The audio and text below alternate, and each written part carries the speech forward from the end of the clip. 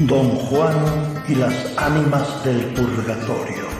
Fragmento de Próspero Mérimée. Edición, musicalización e interpretación, Yanko Durán.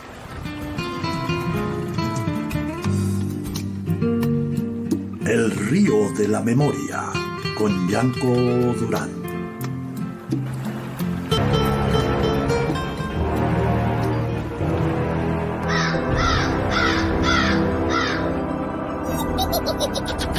Cuentos y misterios. A don Juan, conde de Maraña, no le inspiraba arrepentimiento su vida pasada. Por lo demás, seguía ocupándose del rapto que había proyectado. Y después de haber dado todas las órdenes necesarias a sus criados, partió solo hacia Sevilla, en la hora de más calor, con el fin de llegar allí por la noche. Efectivamente, era noche cerrada cuando pasó cerca de la torre del coro, donde uno de sus criados le esperaba. Le entregó su caballo y se informó de si las literas y las mulas estaban dispuestas.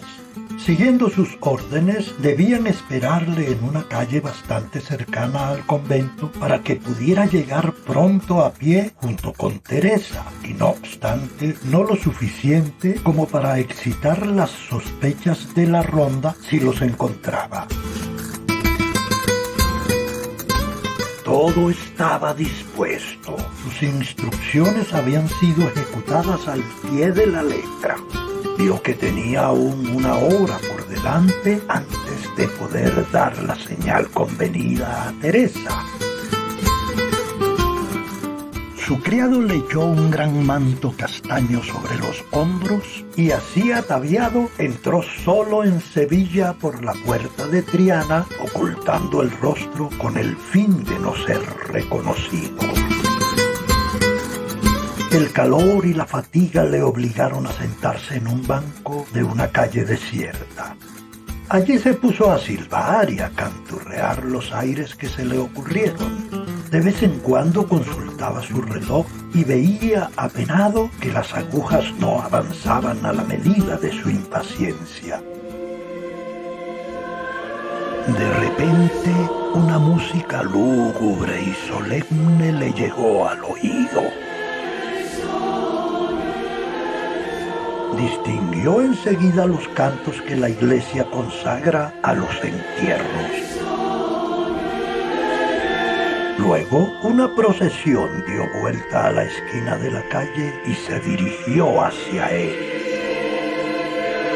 Dos largas filas de penitentes, llevando velas encendidas, precedían un ataúd cubierto de terciopelo negro y llevado por varias figuras vestidas a la moda antigua, con la barba blanca y la espada al cinto.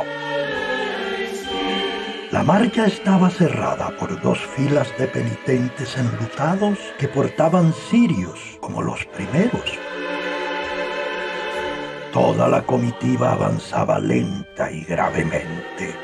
No se oía el ruido de los pasos sobre el pavimento y hubiérase dicho que cada figura se deslizaba en lugar de andar. Los pliegues hondos de las ropas y los mantos parecían tan inmóviles como los vestidos de mármol de las estatuas. Al ver aquel espectáculo, don Juan experimentó al principio esa especie de asco que la idea de la muerte inspira a un epicúreo. Se levantó y quiso alejarse, pero el número de penitentes y la pompa del cortejo le sorprendieron y picaron su curiosidad. La procesión se dirigía hacia una iglesia próxima cuyas puertas acababan de abrirse con gran ruido. Don Juan detuvo por la manga a una de las figuras portadoras de cirios y le preguntó cortésmente quién era la persona a la que iban a enterrar. El penitente levantó la cabeza. Su rostro estaba pálido y descarnado como el de un hombre que sale de una larga y dolorosa enfermedad. Respondió con voz sepulcral: «Es el conde don Juan de Maraña». Esta extraña respuesta hizo erizar los cabellos de don Juan, pero al instante siguiente recobró su sangre fría y empezó a sonreír. «Habré oído mal», se dijo, «o este anciano se habrá equivocado». Entró en la iglesia al mismo tiempo que la procesión. Los cantos fúnebres recomenzaron, acompañados por el sonido del órgano, y sacerdotes vestidos con capas pluviales de duelo entonaron el De Profundit. A pesar de sus esfuerzos por parecer tranquilo, don Juan sintió agarrotarse su garganta. Acercándose a otro penitente, le dijo: «¿Quién es este muerto al que van a enterrar?» «El conde don Juan de Maraña», respondió el penitente con voz hueca y aterradora. Don Juan se apoyó contra una columna para no caer. Se sentía desfallecer y todo su valor le había abandonado. No obstante, el servicio proseguía y las bóvedas de la iglesia aumentaban aún los sonidos del órgano y de las voces que cantaban el terrible Dies Irae. Le parecía oír los coros de los ángeles en el juicio final.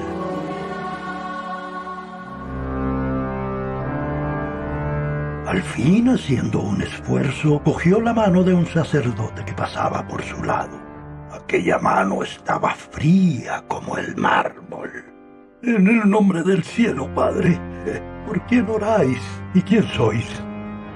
«Oramos por el conde don Juan de Maraña», respondió el sacerdote, mirándole fijamente con una expresión de dolor. «Oramos por su alma que está en pecado mortal y somos almas que las misas y las oraciones de su madre han sacado de las llamas del purgatorio.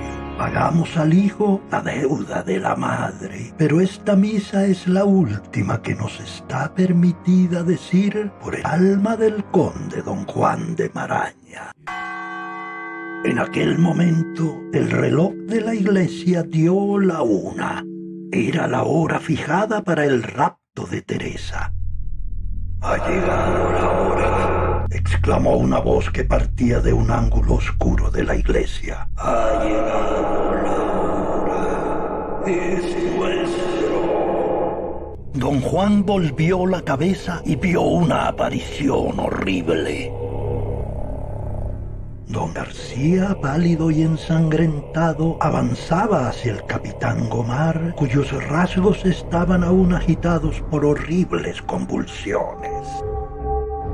Se dirigieron los dos hacia el ataúd y don García, lanzando la tapa al suelo violentamente, repitió: «¡Es nuestro!». Al mismo tiempo, una serpiente gigantesca se alzó detrás de él y, sobrepasándole en varios pies, parecía dispuesta a lanzarse sobre el ataúd. Don Juan exclamó: «¡Jesús!», y cayó desvanecido. La noche estaba muy avanzada cuando la ronda que pasaba advirtió a un hombre tendido sin movimiento a la puerta de una iglesia. Los arqueros se acercaron, creyendo que era el cadáver de un hombre asesinado. Reconocieron inmediatamente al conde de Maraña y trataron de reanimarle echándole agua fresca al rostro, pero viendo que no recobraba el conocimiento, le llevaron a su casa. Unos decían que estaba ebrio, otros que había recibido algún bastonazo de un marido celoso. Nadie, o al menos ninguna persona honrada, le quería en Sevilla, y cada uno daba su opinión. Los criados de don Juan recibieron a su amo de manos de los arqueros y corrieron a buscar un cirujano.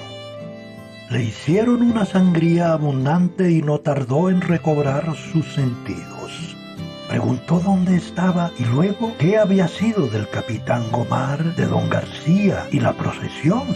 Sus gentes le creyeron loco. Después de haber tomado un cordial, se hizo llevar un crucifijo y lo besó durante un rato, derramando un torrente de lágrimas.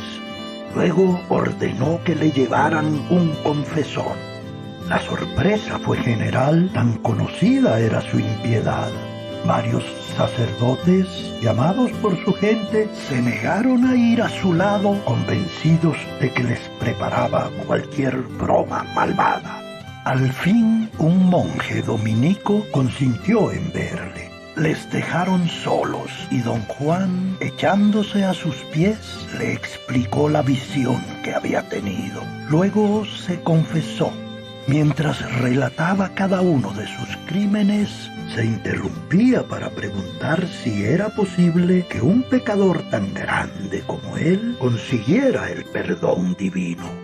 Después de haberle exhortado a perseverar en su arrepentimiento y haberle dado los consuelos que la religión no niega ni a los mayores criminales, el dominico se retiró prometiéndole volver por la noche. Don Juan pasó todo el día orando. Cuando el dominico volvió, le declaró que había tomado la resolución de retirarse del mundo donde había dado tantos escándalos y tratar de expiar en los ejercicios de la penitencia los crímenes enormes que había cometido.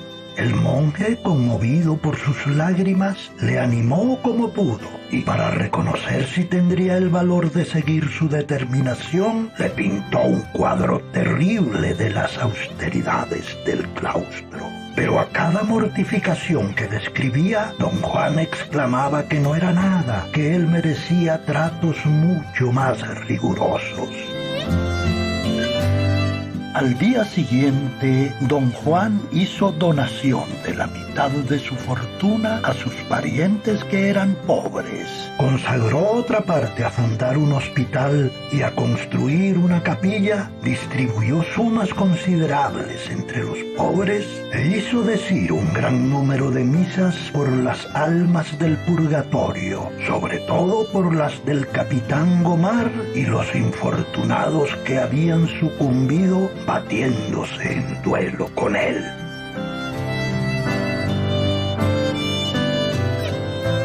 Don Juan y las ánimas del purgatorio. Fragmento de Próspero Mérimée. Edición, musicalización e interpretación Yanko Durán.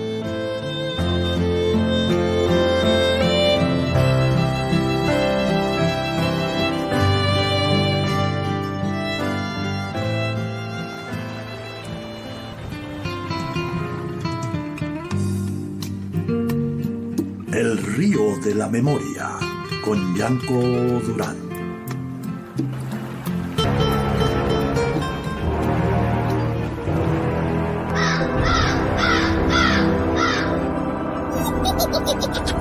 Cuentos y misterios.